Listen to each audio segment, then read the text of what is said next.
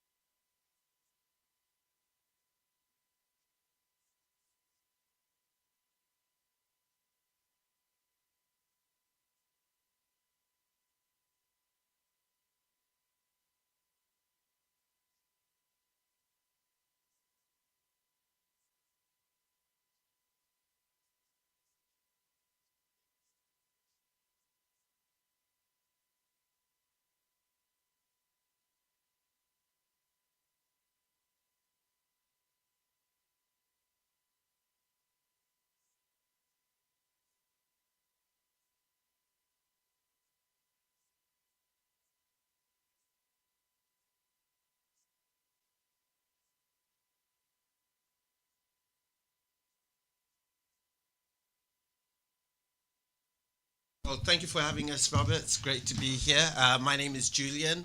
I am a financial advisor here on the island in Cayman. I've been in the industry now for over 10 years. We're gonna have to do that again. Seemingly, I did the whole intro without the mics on, so people were looking at us and going, "Are we on a live pantomime?" Okay, great. Welcome to the Wrecking Trade right here on Praise 87.9 FM. I'm your host, Robert Lynch, and with me in studio today is an awesome Money Monday, and with me in studio is our friends. Go ahead and introduce yourself, gentlemen. Okay, we'll try it second time round, shall we? Yeah, Should be go good. ahead, yes. Right, once again, Robert, thank you for having us here.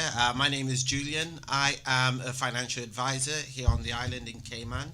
I've been in the industry for over a decade. I've had the privilege of being able to work in the industry on 3 different continents, helping high net worth individual as well as other individuals with their personal finances. So that is the area I specialize in. Okay, and who are you, good sir? Good evening, everyone. I'm Linval Johnson. I am the founder and president of Reimagine Finances. I have been parading in the halls of banking for the last almost 20 years, and that's what got me here. In fact, coming up, I'll be having a book launch very soon, which I will share on this program in the next sessions to come, so we can listen out for that as well. Tonight, we're going to talk about the journey from savings to investing. And what we'll do, we'll take us through an 8-step blueprint that we have created to just help you so you can have a clear path as to how to get there. The journey from saving to investing. And sometimes that sounds awesome and overwhelming, but here's the thing. What are we talking about? We're talking about building wealth. We're starting from zero and we're getting to become millionaires. Is that the plan? That is it. That is it. Basically, we all want to be living very good and healthy and meaningful lives at the end, and the time to start is now. So we'll be discussing that journey. Incredible, incredible. And here's the thing. Sometimes we say these things, going from zero to a millionaire, and we go, oh, it's a joke. But there are many people in history who've done this. I mean, one of them that you like to talk about is Warren Buffett. I mean, he didn't start off with a rich uncle, did he? Nope. He actually started from his own funds as a 15-year-old. As a 15-year-old, and I don't think there are too many 15-year-olds earning millions. So, I mean, it can be done. What do you think is the secret recipe? What do you think is the secret ingredient? So, right off the top. Consistency. Consistency. Consistent. All right. So, let's set the foundation. Understanding the difference between savings and investing. We've talked about consistency, but is there a difference between savings and investing? If I'm putting it under my mattress, is that investing in my future or is that something else? I'll let you take this one. Okay, all right. So let's look at it this way. We have all been taught that we should save, and Yes. so saving is great. What savings does, it gives you some sort of security. Now, saving will not make you I think we're wealthy. getting a lot of feedback when you're hitting the desk. So, Right. Savings will not make you wealthy. savings will, so you heard it here first on the Wrecking Trade. Savings will not make you wealthy. So you save to get some stability, Uh-huh. and then you invest to multiply your money, so your money works for you. So many times we think about saving, we think about, okay, like you said, I'm saving to become a millionaire, I'm saving to have this money, but saving is just a piece of the puzzle. Yes, it's the foundation of the puzzle. Oh, so you should have a target when you're saving, and it shouldn't be saving for Christmas spending, or shouldn't be. No, that's not saving. That's us putting funds aside to spend. Okay, So when you think about savings, then putting that kind of cap on it, when you think about savings, it is for a specific purpose that is going to then take you to an investment. Yes, yes. It must be a part of the ladder that you climb to take you from level 1 to level 2. Okay, okay. And then what is the investment piece, Julian? Well, I would the best way I would define it is absolutely spot on. I feel like with both aspects, with saving and investing, they've got three main things. One of them is purpose. What is the purpose? Now, when you're looking at savings, as we've already identified, you're mainly looking at a short term. Short goals, an emergency fund, that is saving. So the purpose is usually for a short term. The risk is usually very low when you're looking at saving. I think that's the second thing that you need to look at. Purpose, risk, and return. Your risk is going to be very low when you're saving. So, you put money, you put it in the bank, you keep it there. You're not going to get much of a return because there isn't much risk. And then when you look at investing, we're talking a whole new ball game. Usually you need some substantial capital, either that or your purpose is either long-term, as Linval suggested or mentioned rightly so, you're looking at wealth generation. Generating wealth, building wealth is investing. And with regards to the term, you're looking at a longer period, So you're looking at 5, 10, 15 years plus. That is when you start looking at the investing world. Looking at a bit of moderate, still low to moderate, maybe even high risk. You're looking at better returns because your risk is more, and more importantly, the purpose of it is more long term. And I appreciate that. Would you mind bringing the mic a little bit closer to you? And I appreciate that distinction because one of the things that sometimes, I guess us mere mortals in the non-financial world might think about is we think about putting the money in the bank, and that is investing it or saving it, and we often complain about the interest rate that the banks offer.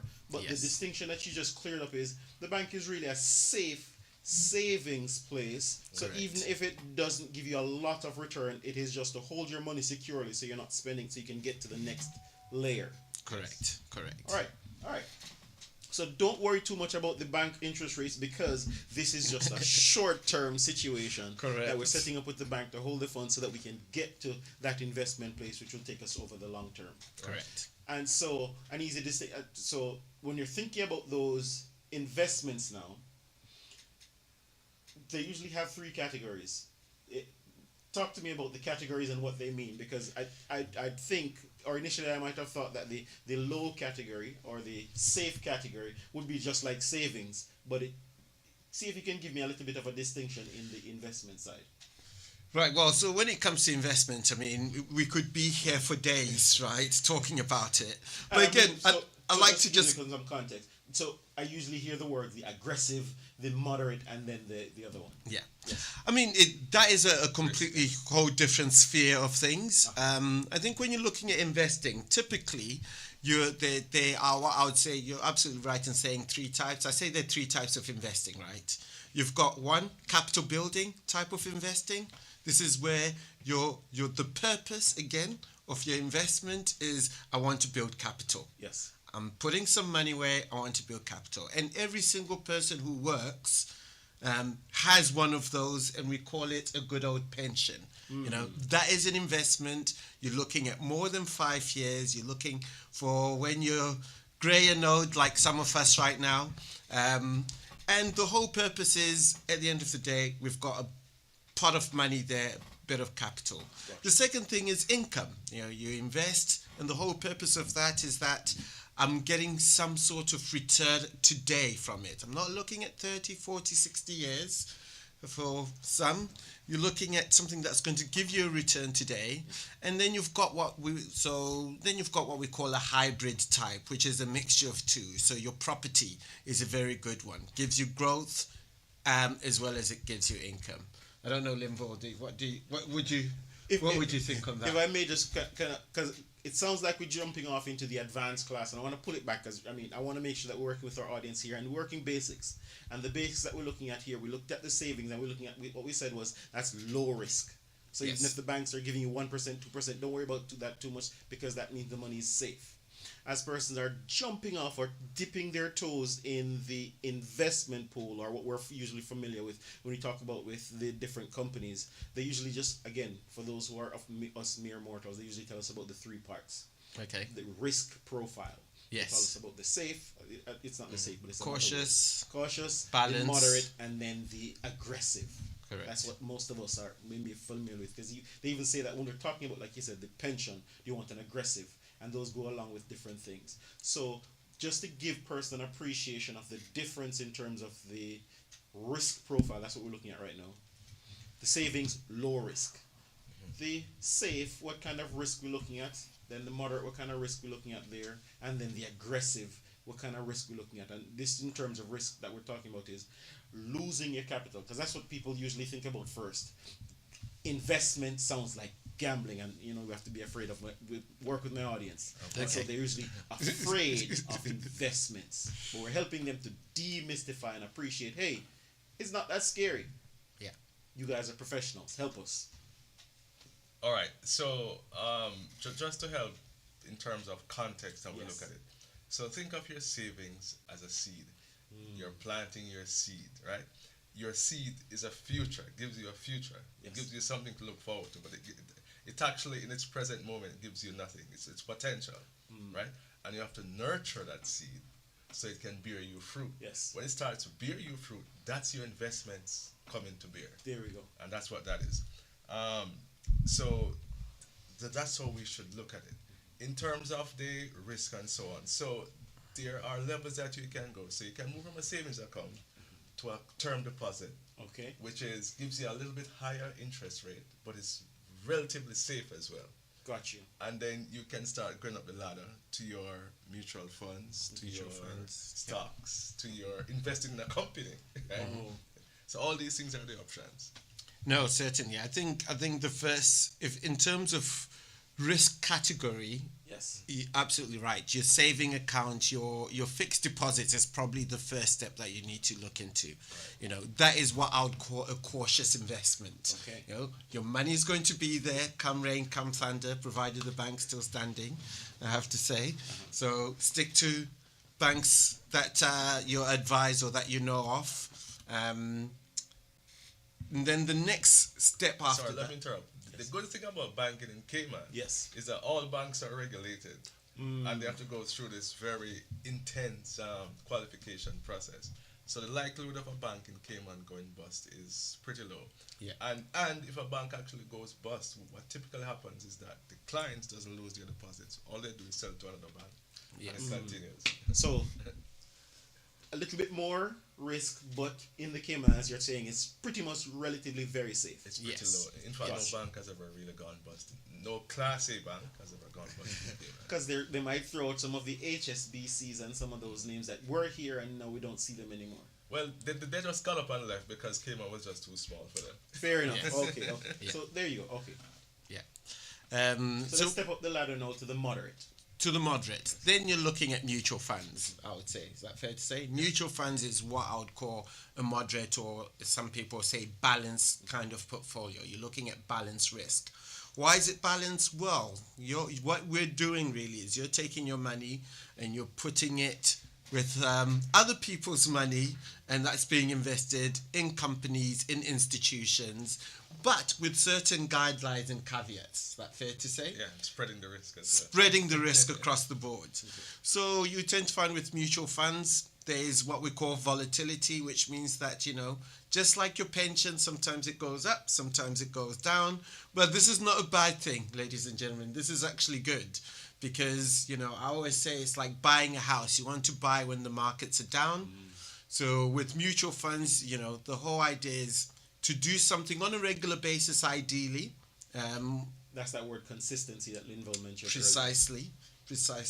And then that way you can capture the highs and the lows within the market, which will generate income for you at the end of the day. Right, because we have historical data, and the historical data proves that the market always improves over the long run.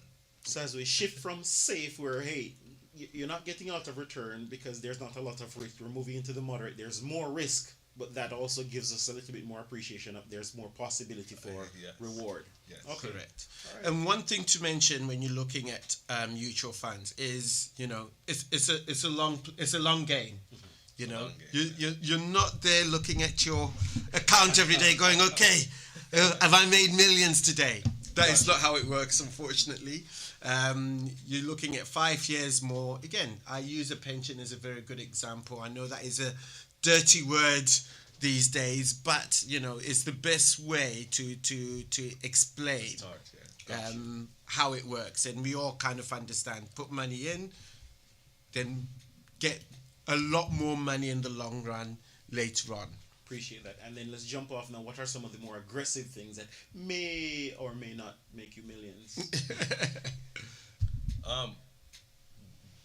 Well, in terms of stocks, AI is Yes. big right now. Okay. So a lot of these AI stocks are jumping up in the market. Apple, the Googles are the consistent stocks in the So market. what I hear you saying then is looking into the investing in the stock market. Stock that market. has a little bit more Aggressive. risk. That's Oh, a lot more more aggressive risk, yes. because you can lose a lot, but then you can also gain a lot with these Yes. jumping. Precisely. I would say stocks predominantly is when you're looking at more aggressive, especially within the regulated realm. Obviously, if you want to go sideways, you can start looking at crypto, which is getting regulated, but we're not talking But not about there that. yet. We're not there yet. So but let's stay in the regulated realm so we can, yeah, because I think the regulation, what you're saying is they give us guardrails, just like you said with the banks. We Yes. have relative safety in the Cayman Islands because we have guardrails to protect person's money, Lots of Correct. guardrails. right? And here we want to keep them in the guardrail section. There are other places that you can look where you can find the deregulated stuff, but this is the foundation.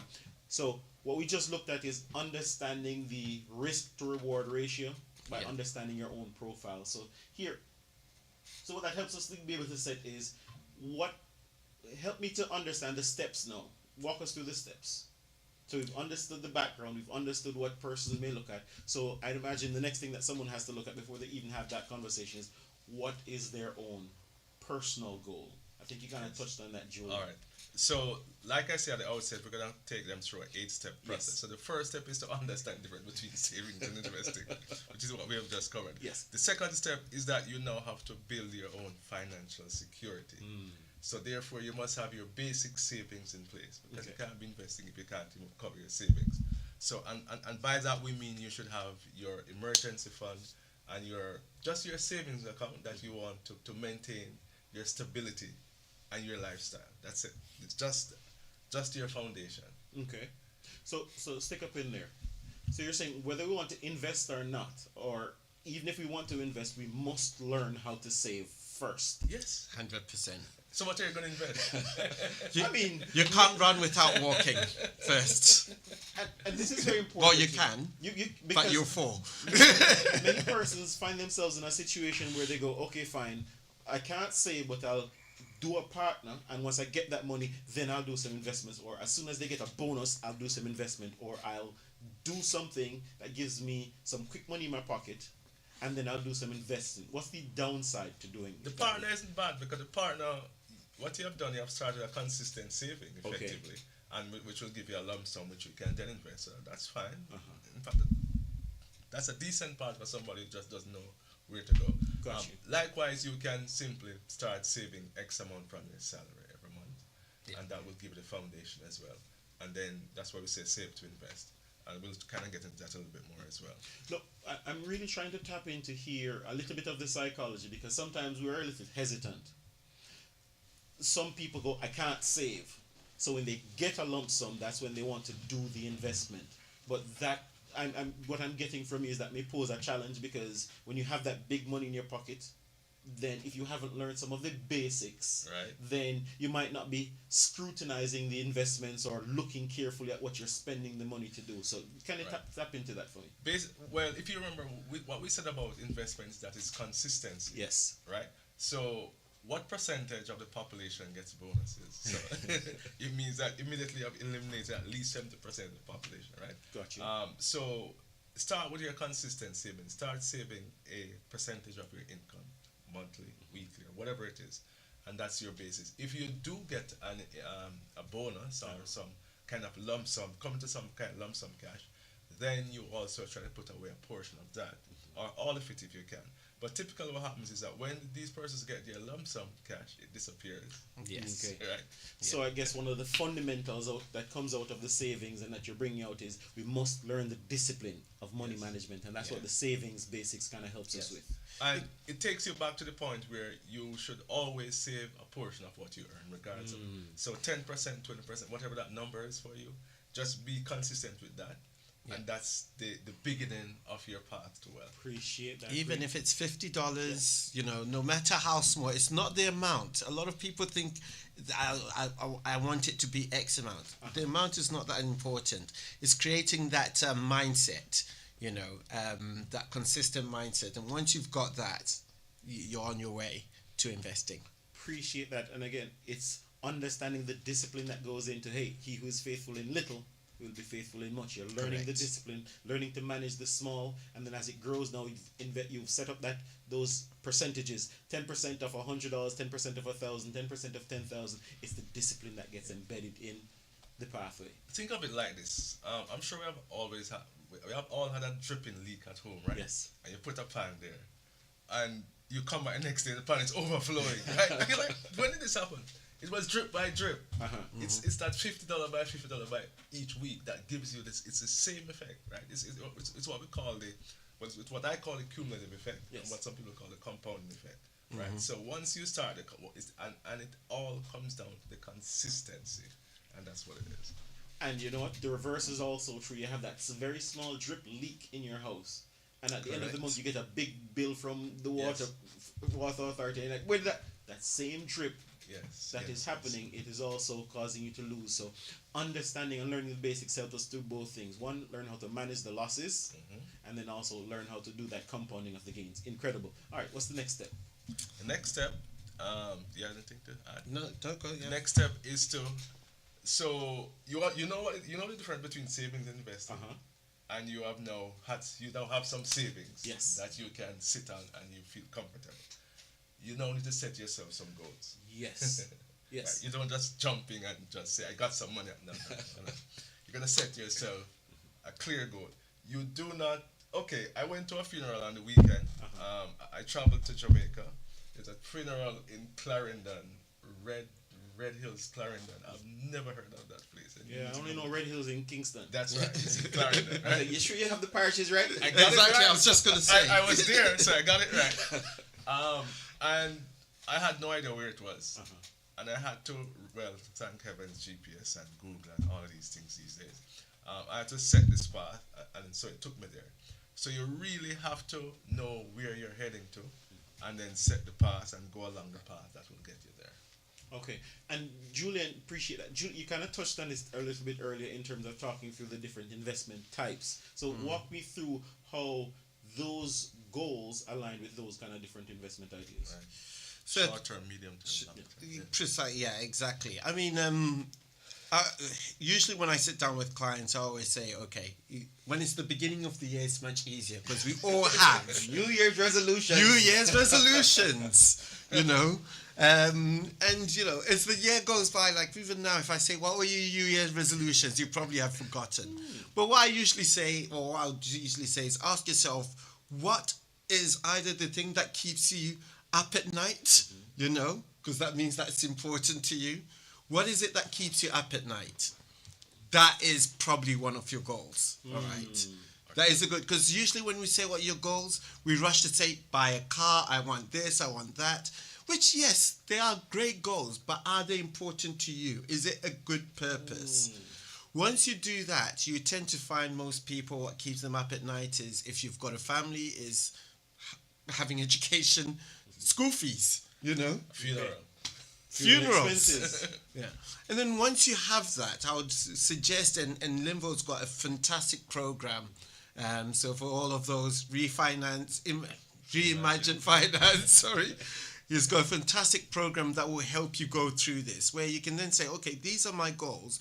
When will this goal come to fruition? When will it end? Okay, if maybe it's buying a house, maybe it's the school fees for next year. That's a short-term goal. You're saving. Or maybe I'm looking at buying a house. Down payment for that house. I need a loan payment for that house. I might need 5 years to to do that. And then you're looking at a long-term investment.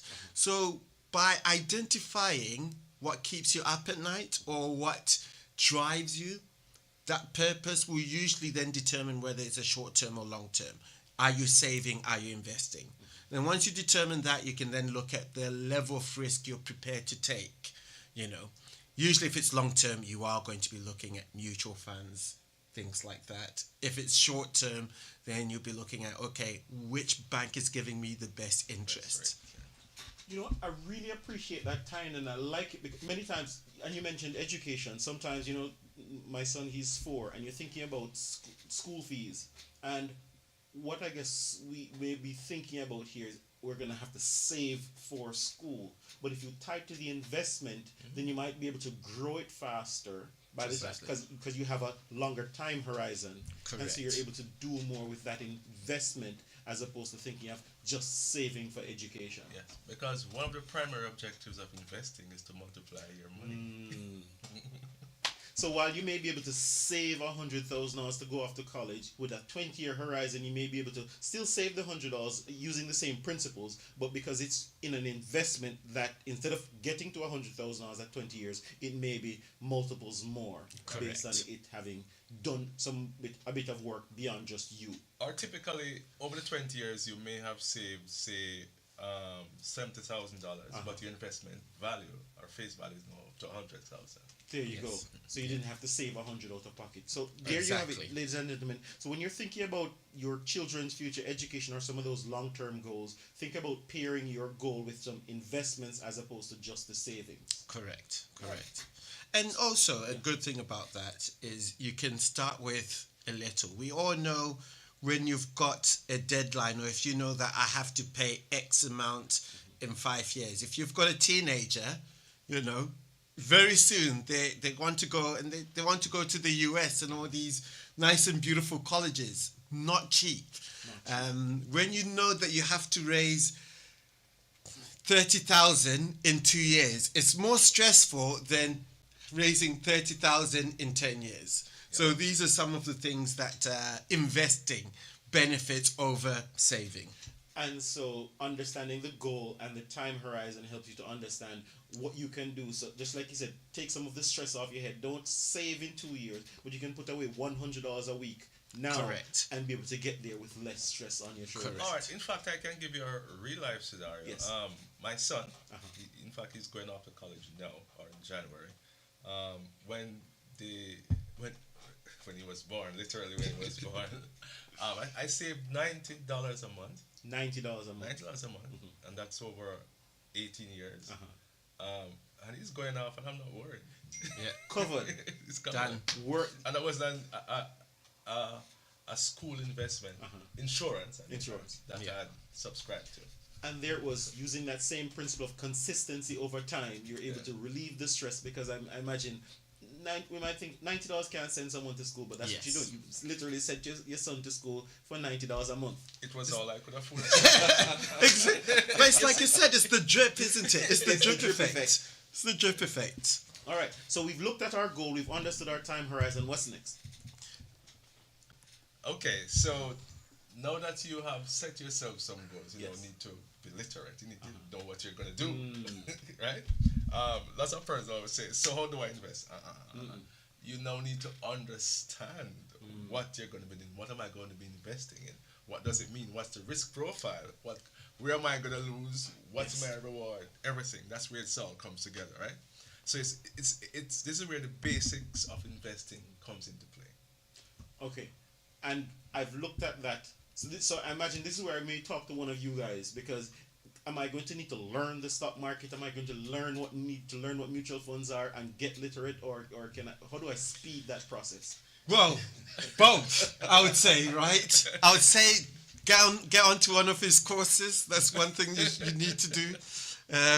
Not to sell it, but genuinely, you do need to study these things. Nothing comes naturally. You have to put some effort. You've got to learn, we learn everything else in the world, be it cooking or, driving a car. Same goes with financial literacy. You've got to learn it. There's many different courses, but I'll say get a course, buy a book, speak to a financial advisor. I'm a financial advisor. I always say a lot of financial advisors out there will be more than happy to at least guide you in the right direction. If they can't help you personally, they'll be able to say, okay, this is what you need to do, or this is the direction you need to go into. Personally, I would advocate having both. Study at the same time. Have someone who is an expert in the industry Join who the can help Reimagine you. Finances community. Exactly. Join the community. Speak to other people about these kind of things, because you'll be surprised. I mean, I didn't start off where I was now. I think I've shared this with you, Robert. You know, I was very, very bad with money many decades ago. And I got myself into, okay, I want to study this. I want to put the effort into knowing how money works so that it can work for me. And that's what I really want to tap into, because many times we have this idea, we have this idea that, hey, I have to do it on my own. And so we get up and we go, hey, I went to school and I studied and I got a nice job and I'm getting paid, but I didn't learn how to manage money. But hey, I have some money, so many of my mistakes get covered by the fact that I have some money. But talk to a person about the value of having an advisor or talking to a professional. Because as you know, there are many people out there who will tell you, go invest in crypto or go do this. But Here's how I'd put it, and I think this usually drives home Yes. how it works. I'm a helicopter people, and I'm going to give you the key. Go fly. Are you going to take it and fly? No, you're not. Because you know you have to learn how to fly that thing before you get out there. So it's the same thing with investing. You have to learn. You have to go through the paces Yes. to get there. It's like being a brain surgeon. You have to go through the paces. It's like going to college to get a degree. You have to go through the paces to get there. It's not an overnight process. and if you take nothing else from this, understand that, hey, there are many lessons that because of opportunities we didn't learn them, but now we are driving the helicopter because we had a father with a helicopter, and I guess the downside to that is you will end up crashing the helicopter multiple times. So there's great value in talking to a professional so you don't have to crash the helicopter Right. 1,000 times before you learn how to fly. I like the helicopter because nobody wants to crash the helicopter. But here's the thing, and we are often crashing our financial stability. Yes. Yeah. Yes. I mean, like I said, one of my services as an advisor is what I call portfolio reviews, or having regular reviews, right? Which is one of the steps that we'll get into. Which is one of the steps. Yeah. So maybe I'll leave that to when we get to that. Yes. But we'll touch base on that. All right. So get some education, talk to a financial advisor. What's the next step? And So- that's a bit of safety. So persons, when you have that money, don't just want to just throw it anywhere. Yeah. Right. Speak And to someone. Speak to someone. Speak to someone first. Right, so we're on to the fifth step Yes. in this 8-step process. And now is when you have to define your investment strategy and automate your investments. Automate, that's the first thing. Automate it. The automation helps you with the consistency, Got you. right? Don't gloss over that, because again, remember, we didn't learn these lessons and we don't have them. How does the automation protect me? Okay, so Because and to put into context, many times you hear person like yourself saying, hey, use the automation or hide the credit cards or do some things, because there's some psychologist in me that wants to go spend, or even Auntie Lucy down the road want to borrow the money, or something else is happening. So Oh, help God. me talk to us about how the automation helps to protect or all right, capital. so our pension, for example, Yes. is a perfect example. We don't even think about it because it's not in our account. You don't get it and you forget it, but it's accumulating in the background. Yes. So if you can get your additional savings in the same manner at source, ideally at source from your payroll, get the payroll manager to transfer it to the bank account, the separate bank account, Yes. by the way, not your regular bank account, your separate bank account where it's gonna grow, save and grow for you, right? And that's a concept around it. And I imagine this is because as human beings, if we're very adaptable. If we can't see it, we learn to live on what we have. Correct. Because typically what happens is that, being a bank, what happens is that most persons, their debit card, they're gonna spend tap until it gets declined, and Until then the they card stop. doesn't this up. Yeah. And then they stop, right? Yeah. So if the money Yes. isn't in there, they won't spend it. Got you. So it, in other words, you remove the challenge before it happens, and it helps you. So just like the banks have the guardrails of regulation, this is one of the guardrails that helps to protect my capital. Set up your own guardrails. Alright. That's right. No, certainly. I mean, I usually like to use the term pay yourself first. Okay. All right. Yes. Pay yourself first before you start paying other people.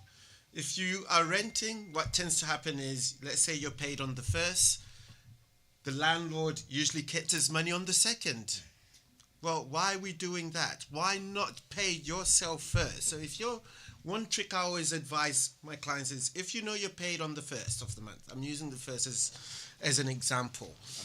Try and make sure all your investments, if you're investing, or your saving comes out first before anything else. Get your saving out. If you're doing that $50, get that $50 out, put it away. Ideally, as Linval said, if you can put it into a different account automatically. I mean, banks are clever these days. You can set up automation. That's what I do with my account. And then get all your bills done by the 5th of the month, Okay. ideally.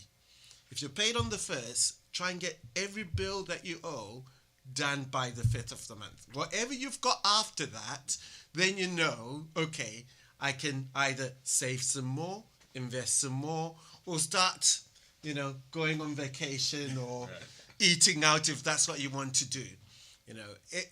Just little things that will help you to get that automation, put your finances in a design. So what you have touched on is one, pay yourself first. Yes. Think about it, people. You are working, you're doing all the hard work, and you're just giving away your money every month, right? Put some away for yourself. Pay the bills that you must, because you must live somewhere, you must eat, so on. So pay those bills. And as Warren Buffett says, you spend after you invest, not invest after you spend. Right? So that's the first thing. So that's one way to look at it. And once you take that approach, then it will help you to get things. So the funds will accumulate in the background. And you just don't have to think about it, and it's there. Now, what Julian just touched on is what we call your discretionary income. Got you. Right? So you have put away your savings and investment, and you have paid all your bills, and then you have some money left. That's your discretionary income. Now you can start looking at income very carefully. It's not all to get the latest iPhone that just came out. Right? You can start looking at, okay, of my discretionary income, I'm going to start putting away 10% of my discretionary income now. So, and improve your savings. help me a little bit and just kind of break down that fancy word for me, discretionary income. Is that the money that is just for the iPhone, or might that also include the money that I might spend that for breakfast at Foster's? Well, for those of you or us who are fortunate enough to have discretionary income, right? So what that means is that you have covered all your bills, all the necessary payments that the things that your rent, for example, your utilities, maybe your car loan, your mortgage, whatever. You cover those things, and then you have some funds left, and that's your discretionary income. And therefore, you can go to dinner every night if you want, or you can travel, or you can decide what you want. So, our discretion means you can use your discretion to decide what am I going to do with this money. Got you. Yeah. Disposable It's at income. my disposal, right? Yeah. Got you. So my lunch money, I can choose to not have lunch tomorrow. So that's money that I can reroute to some. So it's at my discretion. I have control. All right. So, and many times that's an important place for us to look, because sometimes that's where the leak is happening. Absolutely. And going to Foster's every morning, and not to pick up Foster's, wherever you might buy breakfast and eat out every morning, when you put that on a budget, you might find that is not just the $5, but $5 adding up days, over time, over a month, looks a lot bigger. Yeah. And so you might be able to manage that number a little bit better if you're looking at it. Precisely. And you've got a number of apps. I mean, now we're talking about budgeting. There's a number of apps that can help you with that. You need a budget. You're not going to succeed without having some sort of budget. And when I say budget, let me just clarify, because That's I a know bad word. that's a beautiful word. B for beautiful. We love it. And, but I know some people say, oh, I've got a budget, it's in my head. That's not a budget, ladies and gentlemen. A budget has to be either in an Excel sheet or something written down with actual numbers that will say, at the end of the day, this is how much I need to survive the month of October. This is my income minus your expenses, that is your discretionary or disposable income. Then you can say, okay, maybe I want to take that lovely man or lady on a date or whatever it is that you want to do. Then you can work with that. So, why, in your experience, are people so afraid or hesitant or scared by that? Why don't people use budgets? Let me answer that. I've been dying to answer that. What happens is that we have to reframe how we see the budget, because most people see the budget as a constraint. That's not what it is. Okay. Your budget is simply a plan that tells your money where to go. So therefore, you can have the budget you want. Because what people don't know, yes, you can have the iPhone if you want it. Yes, you can go to dinner if you want it. Just put it in your budget and see if your budget can manage it. So set the budget that you want for the lifestyle that you want. And therefore, it doesn't become a burden to you. It actually becomes something that you look forward to doing. Because, this month I can spend 500 on going out on dates. And next month I can go to Miami and do something. And so you can see what you can actually do, and you can actually plan it. I just to add something onto there, because I know some people might be thinking, well, my money doesn't reach that much. There you go. Okay. You know, and we've all been there.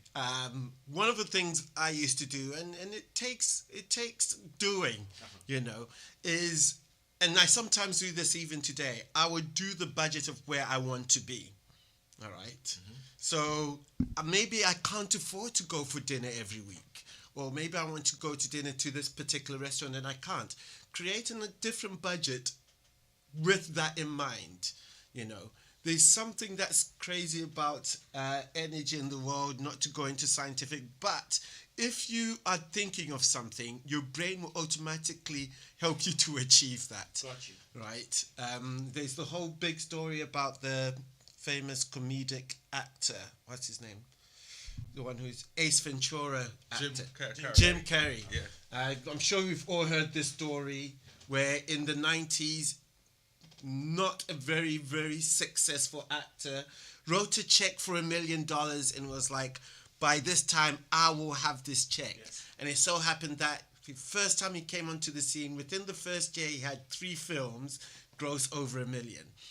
But he set his mind. This was 2-3 years before writing a check. Do the same with the budget. Even though you might not be able to afford certain things you're writing on the budget, keep to it. Look at it every week, day, whatever you're comfortable with. You'll be surprised how you would then find ways to bring that money in. But that's wealth creation. That's a different subject. And there's a segue to the budgeting as well, because persons who think of the budget, they look at the outflows. Yes. A budget has 2 sides, income and expenses. Yes. And the principle is that you live within your means.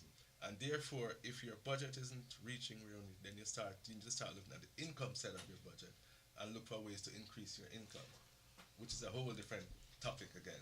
Yeah. And that's powerful, because many times you come across the budget idea and person will go, I can't afford to budget, or they'll go, hey, I don't earn enough.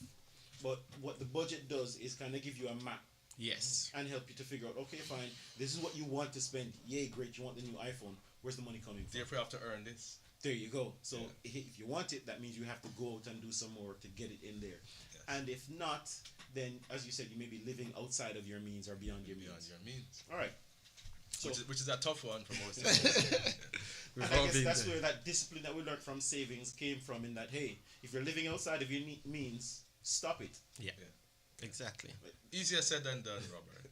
Easier said than done, but yes, if you want to have tomorrow, then you might not be able to eat it today. Yeah, the easiest way to be poor is to earn $1,000 and spend 1,200. Yeah. That's not just poor. That sounds like you're in debt. And that's why I'll be poor, because you never get out of debt. Okay. All right. So what's next? I've talked to a financial advisor. We're talking about the budget. We're looking through the things, and I'm going, okay, fine. We're learning how to manage the money and put the income matching with the outcome and leaving us a little bit of headroom. All right. What's next? So we have a little bit of information now as to what we can do. Think about it. Think about all the great successes of life. Think about Usain. Think about Messi. Think about Ronaldo. Think about Tiger Woods. Think about Roger Federer. They all have one thing in common: a coach, right? Or somebody who guides them. Yes. you do not know about finance or you'd have been rich already. Therefore, you need a financial advisor to help you to understand more.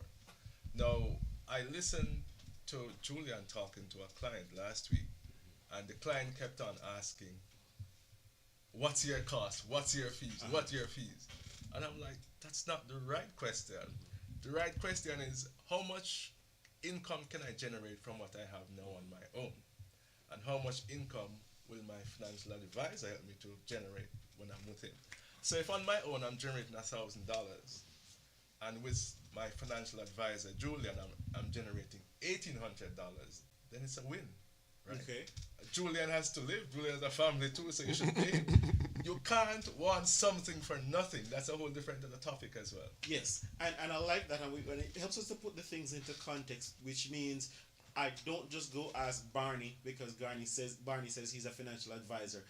Because if I'm making that investment, I'm only making 1,000 and I want to make 18, then I need to look for someone who may have a track record of helping persons with Right. 18. How do I do that analysis? And I guess we only have about 10 minutes left, but bring that into vision view for me. Contact me, basically. That's the simple answer. No, you've got a lot of advisors. I would say contact me, reach out to me. You can get my details and I'll be able to assist you with that. I mean, because we're out of time, there's a lot that can be discussed. Sorry, if I may just put this into context so we can kind of put a fine point on it. And Okay. the idea is, how do I know you, or how do I see your track record, or how do I know, okay, spending with Julian is better than spending with Dave? Okay. Is Alright. there a way for me to do that assessment? So first, make sure you're in the right pool. Yes, So go to a regulated financial institution. That's the first thing, got you. and that's where you start. Yes. Right. And then after that, it should be relatively easy. So there's proven wealth. There is Royal Fidelity. Yes. And there are many others around. The RSBs, the RBCs of this world, and so on. CRBC, yeah. They're all our financial advisors. So And what I wanted to help you to bring into focus for persons is both of you, you've had to do some things to make sure that you are, when someone spends with you, invests with you, their money is safer than just checking a guy down at the stall at some back market. So like you said, just like the banks here, they've had to go through regulation. Is there some kind of regulation certification that you guys have that helps persons to trust you some more?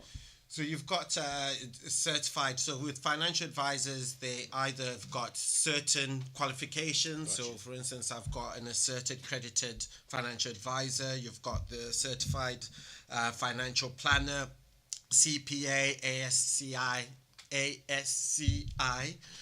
So you've got different qualifications. When you see numbers at the end of someone's name, you can Google them. That would usually guide you into the right direction, depending on which jurisdiction they're in. And that gives some amount of protection so persons know this person didn't just read the back of a book and they're now giving out financial advice. They've studied, and also multiple years of experience working with different clients with positive outcomes. Yeah. And typically what happens is that the companies and the financial advisors have to go through a process where they have to be confirmed as fit and proper to be in that space as well. Yeah. All right. So you guys are fit and proper. Most certainly. Most certainly. And so you're helping persons to work through the money they can trust. It means they get vetted. Yes. And they make sure that you are who you say you are and you can actually deliver. And you in fact do have a record and the requisite qualifications to do that. So when you say go to one of the established institutions, you're saying, hey, some persons have done the vetting for me, so I don't need to read through all your resume and look up all the things and try to figure it out on my own. So that's even an extra layer of protection. I didn't have to go learn the stock market and learn all those things. And even more, I don't have to learn who you are because there are places where you've been vetted and those persons are qualified to study and certify you guys. Exactly. That's right. All right. Great. So now I found two financial advisors, investing guy, Julian helping me to invest, and savings guy, Linval is helping me to save, and that's going to go. Okay, fine. I'm looking at my future. I can see it. I have some good guides. What's next? Next thing is that you stay disciplined. Action is the next step. All right. Taking disciplined action. Because you're now an investor, Yes. effectively. and therefore you have to start applying discipline. And it's not for the faint-hearted, because the value of your portfolio is going to drop, and you're going to panic. But if you start to understand it, you will know, stay disciplined, stay focused, and just be consistent with what you're doing. So staying calm and do not get derailed by what you're seeing the day to day. Watch the overall trajectory of what you're doing. And I guess, and Julian, you kind of touched on it earlier. I'm not jumping into the app every day to see what the money did. Yes. And even more so, I'm able to touch base with you and say, hey, the money looks like it's dipping. I am, because I'm a human being. I'm a human being. I'm getting scared. But now I can call you and you can go, hey, and put some context on the dips for me to help me to maintain my composure. Correct. I mean, most good financial advisors, most good professionals will either contact you on a regular basis. Like I said, quarterly is kind of my standard. That's quite high. Usually it's every 6 months, because markets take a while, I think quarterly is much better. But what you get from that is you get the opportunity to learn. Because when you speak to someone, why has this happened? And they can explain, this has happened because of A, B, C, D, it will get you to understand, oh, so that impacts that, If you say, if you're buying a house and someone's like, why are the house prices down at the moment? You go, oh, well, inflation's done this. And why is inflation done that? Oh, because of the US elections. You're like, oh, so these things now impact my day to day. Having those conversations, going on the community, going refine. I keep saying Reimagine finance. Reimagine finance. Goodness, because it's refined. Going and speaking to other people, having those conversations, taking that action. Learning alone means nothing, ladies and gentlemen. You need that action. You need that discipline. Will help you to get there. So it's safe to say then the relationship with your investment advisor, your financial advisor or coach is not just a quick short-term relationship. No. Not at all. Not at all. So it's a marriage. It's a marriage. Building that trust over the long term, and building that track record, because they're literally holding your hand through the ups and downs to help you to keep calm so that you can stay invested in the market. I think there's an expression, time in the market. Yes. Timing the market. Correct. We're going, hey, let's wait till house prices drop next year and let's just buy a house and flip it really, really quickly. No. The quick flips don't necessarily work. No, unless you're very lucky. Luck happens, but sometimes if you already have the savings and the investment, that's when you can actually buy the flip options. Yeah. So you still need to have it. So luck is where preparedness then meets opportunity. There you go. I like it. Is there? I think that's the last one now. The last one is no.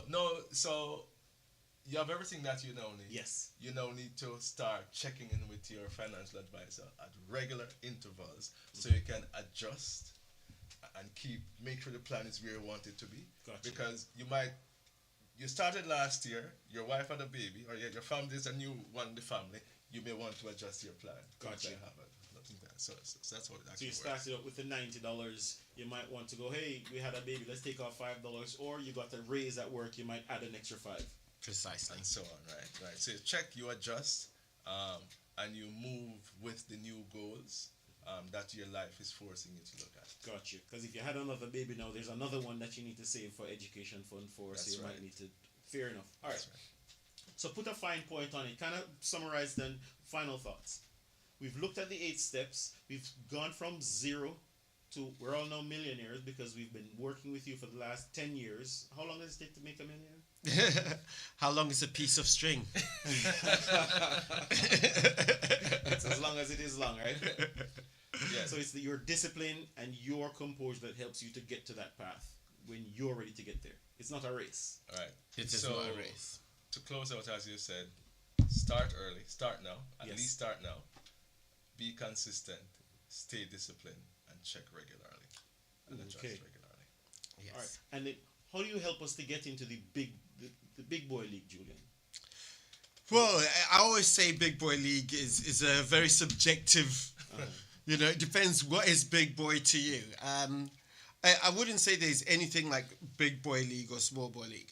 What I would say is that you need to start practicing some of these things. And again, I remember when I started long time ago, I started just saving $20 because at that time. I just come out of university. That's kind of all I could afford at the time, you know. And that $20 built, and then I started saving 100, 500, and it got bigger and bigger. So just start with as small as you can. Have someone you speak to. You will never succeed on your own. It is all about being part of a team, being part of a community. You know, so it's very important. You know, luckily, you know, we've got communities that are there where you can speak to other individuals.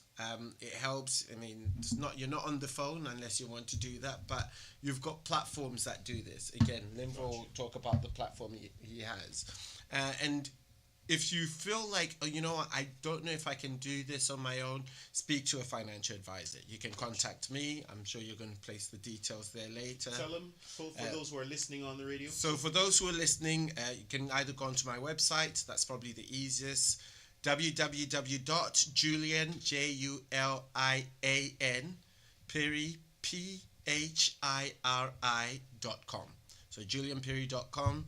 You can jump on there, just go on to contact me, and I'll get back in touch with you within the next 24, 48 hours. Got you. And Linval, how do they get a hold of you? You can reach me at Linval, Linval, at reimaginefinances.com. And I can tell you this, I'm having a course coming up for the next month about this topic, taking you through the journey from saving through to investing. Okay, and you have a course that is running right now. Currently, right. It's a savings course. If you have less than $15,000 across your savings account, that course is for you. Okay. And how do they access that? They send you an email and you'll send them the details? Linval at reimaginefinances.com, and then we can get that started. All right. Appreciate it, gentlemen. Thank you for helping us to figure out how to build wealth, how to walk through the process, how to understand the steps. And I really like number 5. Was it number 5 where we talked to a financial advisor?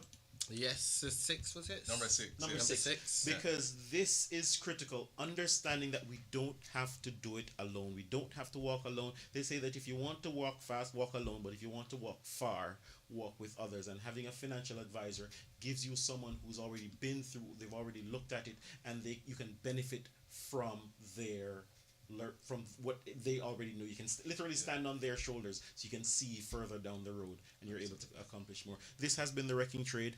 I'm Robert Lynch. Thank you, Linval. Thank you, Julian. Until next time. It was our pleasure. Okay.